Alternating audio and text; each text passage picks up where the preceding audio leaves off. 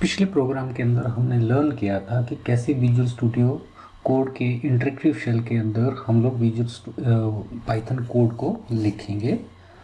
और इस वीडियो में हम लोग लर्न करेंगे कि कैसे हम लोगों को विजुअल अपना पाइथन प्रोग्राम को क्रिएट करना है। सो इसके लिए सबसे पहले हमें क्या करना है, विजुअल स्टूडियो कोड को ओपन करना पड़ेगा। इसलिए हम लोग क्या करेंगे, विंडोज के सर्च बार में जाके VS लिखेंगे और उसके बाद यहाँ पे विजुअल स्टूडियो कोड ऐप आ जाएगा, उसको ओपन कर लेंगे। ओपन करने के बाद हम लोग सबसे पहले टर्मिनल को ओपन करेंगे। क्लिक करें टर्मिनल मेन्यू में जाके टर्मिनल में जाएंगे, न्यू टर्मिनल के ऊपर क्लिक करेंगे, हमारा ये टर्मिनल ओपन हो जाएगा और यहाँ पे हम लिखेंगे पाइथन और एंटर प्रेस कर देंगे। उसके बाद हम पाइथन इंटरेक्टिव शेल के अंदर आ गए। सो सबसे पहले हमने वहाँ पे क्रिएट किया था, सबसे पहले लाइन लिखी थी इंपोर्ट डेट टाइम। हमने डेट टाइम मॉड्यूल को कॉल इंपोर्ट किया था, फिर उसके बाद हमने डेट टाइम मॉड्यूल को लिखा था। उसके बाद उसके डॉट ऑपरेटर लगाने के साथ हमने उसके डेट टाइम ऑब्जेक्ट को कॉल किया था और उसके बाद हमने उसके नाउ फंक्शन और नाउ मेथड को कॉल किया था और उसने क्या दिया था, हमें आउटपुट दे दिया था। आउटपुट आया हमें उस मेथड का, that is current year, current month, current date, time, hours, then minutes, then seconds, then micro second. अब इसके बाद क्या करते हैं, हम लोग इस प्रोग्राम को क्लोज करते हैं, विजुअल स्टूडियो को क्लोज करते हैं और नेक्स्ट डे फिर से हम अपने सिस्टम को ऑन करते हैं और उसके बाद फिर से विजुअल स्टूडियो को स्टार्ट करते हैं। स्टार्ट करने के बाद अगर हम फिर से टर्मिनल को ओपन करते हैं, न्यू टर्मिनल में गए और यहाँ पे जाके फिर से हम टाइप करते हैं पाइथन और एंटर करते हैं, तो जो हमने कोड पहले लिखे थे अब वो कोड जो है यहाँ पे डिसअपियर हो चुके हैं। इसका मतलब क्या हुआ कि जो विजुअल स्टूडियो और जो पाइथन के जो हम इंटरेक्टिव शेल के अंदर कोड लिखते हैं वो परमानेंटली सेव नहीं होते हैं। और अगर हम कोई भी चीज़ परमानेंटली सेव करके रखना चाहते हैं तो उसको हमें क्या करना पड़ता है, फाइल के अंदर लिखना पड़ता है। सो हमें विजुअल स्टूडियो और हम पाइथन के प्रोग्राम लिखने के लिए हमें विजुअल स्टूडियो के अंदर उन प्रोग्राम को एक फ़ाइल के अंदर लिखना पड़ेगा। सो फाइल के अंदर लिखने के लिए हमें पहले एक फ़ोल्डर क्रिएट करना पड़ेगा विंडोज़ में। सो अगर आपने पहले कोई फ़ोल्डर क्रिएट किया है तो उसको ओपन कर लेंगे। सो मैंने पहले से ही एक फ़ोल्डर क्रिएट किया हुआ है, सो मैं उस फोल्डर को पहले ओपन करूँगा। सो मेरा फोल्डर जो है वो डेस्कटॉप के ऊपर है। सो डेस्कटॉप में जाना है मुझे और डेस्कटॉप के जाके मैंने पाइथन फोल्डर क्रिएट किया हुआ है। सो पाइथन फोल्डर को सिलेक्ट कर से मेरा पाइथन फोल्डर जो है वो ओपन हो जाएगा और उसके अंदर जो है वो उसके सब फोल्डर ओपन हो जाएंगे। अब मुझे इसके अंदर सबसे पहले फाइल को क्रिएट करना है, तो फाइल को क्रिएट करने के लिए मेरे पास ऑप्शन है, पहले फाइल मेन्यू में जाऊंगा, वहाँ से न्यू फाइल सिलेक्ट करूँगा या फिर Ctrl+N प्रेस करूँगा। और मोस्ट ऑफ द टाइम आप ये वाला ऑप्शन चूज़ कर सकते हैं, जैसे आपका ये आइकन आता है न्यू फाइल आइकन, आप इसके ऊपर क्लिक करके भी नई फाइल जो है वो क्रिएट कर सकते हैं। सो मुझे नया फाइल क्रिएट करना, तो इसके लिए मैं फाइल में जाऊंगा और सिलेक्ट करूंगा न्यू फाइल। और न्यू फाइल में जाने के बाद मुझे यहाँ पे सबसे पहले फाइल को क्या करना है, सेव करना है। तो सेव करने के लिए मुझे फाइल में जाना है और उसके बाद चूज़ करना है सेव ऑप्शन। सेव ऑप्शन में जाके मुझे वो फोल्डर सेलेक्ट करना है जिसके अंदर मुझे फाइल को सेव करना है। यहाँ से फाइल टाइप में जाना है, मुझे नीचे पाइथन फाइंड आउट करना है और यहाँ से सिलेक्ट करना है पाइथन को और यहाँ से मुझे फाइल का नाम देना है जिस नाम से मैं इसको सेव करना चाहता हूँ। मेरे केस में मैं इसको सेव कर रहा हूँ बेसिक के नाम से। सो बेसिक नाम देने के बाद सेव एज टाइप में पाइथन सेलेक्ट करने के बाद सेव बटन के ऊपर क्लिक कर देना है। सो इस तरीके से आपका जो है वो एक फ़ाइल क्रिएट हो गया, बेसिक फाइल। अब क्या करना है मुझे इसके अंदर, और उसके बाद मुझे जो है वो ये आउटपुट मिल गया था, डेट टाइम और ये आउटपुट। और हमने ये भी देखा था कि जब इसको हमने क्लोज़ कर दिया था तो उसके बाद हमें ये आउटपुट ये प्रोग्राम हम सेव नहीं कर पाए थे।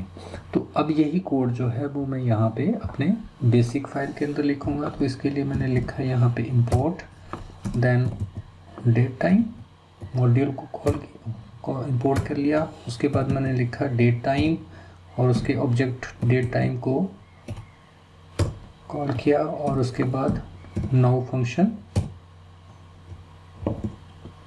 लिख दिया। अब इसके बाद क्या करना है, मुझे प्रोग्राम को सेव कर देना है। सेव करने के लिए आप चूज़ कर सकते हैं Ctrl+S और फाइल में जाके सेव सेलेक्ट कर सकते हैं।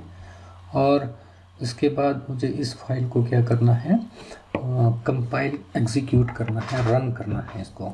सो प्रोग्राम को रन करने के लिए मुझे कहाँ जाना पड़ेगा, फिर से अपने टर्मिनल में जाना पड़ेगा। इस वक्त जो मैं हूँ अपने इंटरेक्टिव शेल में हूँ। सो इंटरेक्टिव शेल से वापस टर्मिनल में जाने के लिए मुझे टाइप करना है यहाँ पे,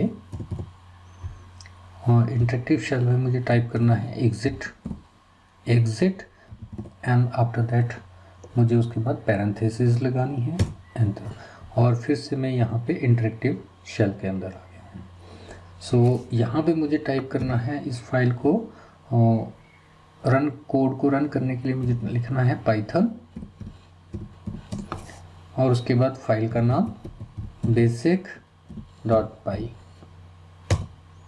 अगर मैं यहाँ पे देखता हूँ तो मुझे यहाँ पे कोई भी आउटपुट नहीं आया। सो इस चीज़ को अंडरस्टैंड करने के लिए हम लोग क्या करते हैं, इस टर्मिनल को हम लोग स्प्लिट कर लेते हैं।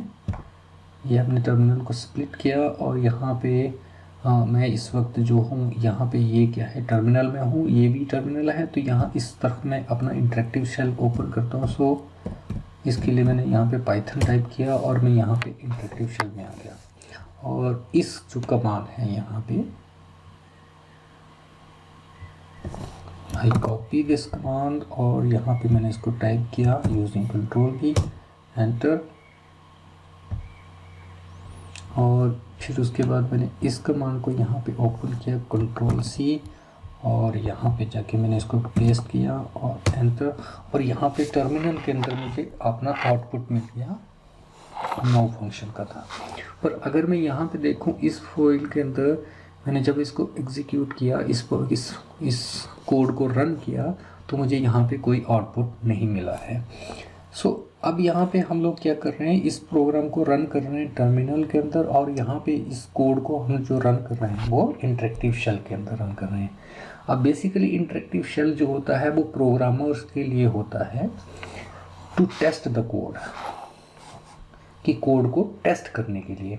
जैसे प्रोग्रामर कोई भी कोड लिखना चाहता है और उसको पहले टेस्ट करना चाहता है तो वो अपने इंटरेक्टिव शेल में उन कोड को टेस्ट कर सकता है। पर अगर मैं यहाँ पे देखूँ तो यहाँ पे डिज़ायर्ड आउटपुट मुझे नहीं मिला है इस प्रोग्राम के अंदर। सो अगर मैं इस तरह का कोई डिज़ायर्ड आउटपुट उस प्रोग्राम के अंदर चाहता हूँ तो मुझे वहाँ पे एक और कोड जो है कुछ ऐड करने पड़ेंगे मुझे इस फाइल के अंदर। सो मैं यहाँ पे वो कोड ऐड करता हूँ, से एक और फंक्शन कॉल कर रहा हूँ मैं प्रिंट, और प्रिंट फंक्शन के अंदर मैंने इनको कोड को लिख दिया। अब जो मुझे ये जो करंट डेट और टाइम जो रिटर्न कर रहा है या डिस्प्ले कर रहा है वो ये वाला फंक्शन जो है, नाउ फंक्शन जो है वो, या ये जो मैंने कोड लिखे हैं ये आउटपुट दे रहे हैं। तो ये वही कोड जो है वो मैंने यहाँ पे इस तरीके से इसको लिख दिया। सो लिखने के बाद जो भी आप प्रोग्राम के अंदर चेंजेस करोगे उनको सेव करना है। सेव करने के लिए आपको फाइल में जाना है, सेव, या फिर आप Ctrl+S सेलेक्ट कर सकते हो। और फिर से आपने टर्मिनल में यहाँ पे आके इस फाइल को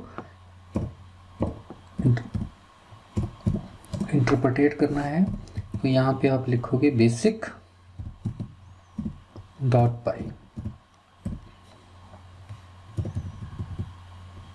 और आप दोबारा कमांड लिखने की बजाय आप अपर एरो की जो होती है उसको भी यूज़ कर सकते हैं, तो उससे पूरी कमांड लिखी हुई आ जाएगी और एंटर प्रेस कर दीजिए।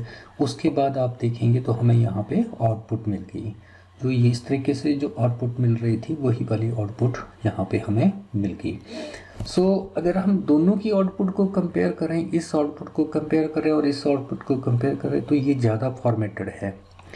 और यहाँ पे इस तरह से हमें आ रहा है और ये जो है आउटपुट ये ज़्यादा फॉर्मेटेड आउटपुट है। तो अब ये जो आउटपुट होती है ये होती है हमारे एंड यूज़र्स के लिए या फिर जिन लोगों के लिए हम लोग प्रोग्राम लिख रहे हैं। और ये जो आउटपुट है ये सिर्फ प्रोग्रामर के लिए, ये जो रहता है हमारे पास इंटरेक्टिव शेल, इसमें जो होता है प्रोग्रामर सिर्फ टेस्ट करता है कोड को।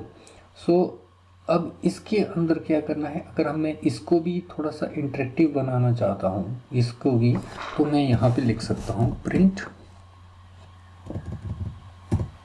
इंटरेक्टिव शेल में जाऊंगा यहाँ पे और यहाँ पे लिखूंगा प्रिंट, और प्रिंट के अंदर मैं लिख देता हूँ डेट टाइम डॉट नाउ